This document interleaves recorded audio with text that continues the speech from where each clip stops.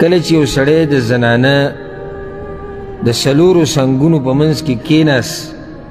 او هغه یې په مشقت کې واچوله فقد وجب الغسل، په ده باندې غسل لازم شو. دا روایت د امام بخاري او د امام مسلم دی، او امام مسلم چې کوم روایت راوړی په هغې کې ورسره دی وان لم ينزل، اگر که دی فارغه نشي، معنی ده چې اگر که مني ته لاړه نشي. دا اهمه مسله ده، ځکه چې ډېرو خلکو په زړونو کې دا دی چې ښځه خاوند کله میلاو شي نو په دوی باندې غسل څه شو نه لازمیږي د هغه وخته پورې چې څو پورې انزال نه وي شوی، او دا غلطه مسله دوی په ذهن کې ده. اوس دلته پیغمبر صلی الله علیه وسلم چې یو سړی کیني د زنانه د څلورو څنګونو په منځ کې، دې نه مراد دوه خپې او دوه لاسونه دي، او دا کنایت دی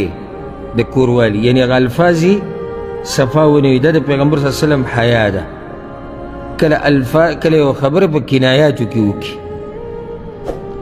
او کله داسې چې کنایاتو باندې کار نه کېږي، مسله به واضحه بیانوي. نو پیغمبر صلی الله علیه وسلم بعضو ځایونو کې خبره واضحه کړې ده،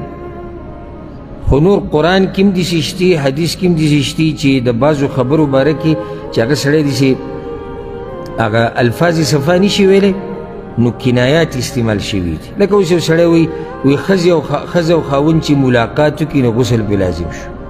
نو دلته د ملاقات نه مراد هغه ملاقات دی نه چې یو بل سره دوا سلام وکړي او کښېني، ملاقات مطلب یعنې کوروالی. د ادب د لاسه کله سړی دا قسم الفاظ استعمال کړي، نو دا د پیغمبر صلی الله علیه وسلم حیا ده، اوچت خوی او اخلاق دی چې هغه کنایت استعمال کړو چې یو سړی د زنانه د خپو منځ کې شي او په مشقت کې واچي، یعنې کوروالی ورسره وکړي، فقد وجب الغسل، په ده باندې غسل لازم شو. په دواړو باندې وان لم ينزل، اگر که انزال ونه شو. لازم نه دی چې یعنې سړی به فارغه کېږي یا د دواړو به فارغه کېږي نو هله به غسل لازمیږي، نه چې کله د سړي عورت د زنانه د عورت باندې ادخال وشي نو په دوی باندې غسل څه شو هغه لازم شو. او دا مسله زمونږ نه ډېرو خلکو تپوس کړی، ډېر خلک زمونږ خوا ته راغلي دا مسلو ته پته نه وي، د هغوی ټول دکه سوچي چې غسل به هله کېږي چې کله انزال وشي، او غسل هله لازمیږي چې کله سړی او ښځه فارغه شي. نه،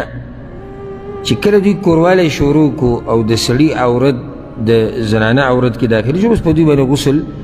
باندې غسل لازم شو، که انزال کېږي او که انزال هغه نه کېږي. ځکه پیغمبر صلی الله علیه وسلم یو حدیث کې ښه صفا ویلي دي ومس الختان الختانه، الختان د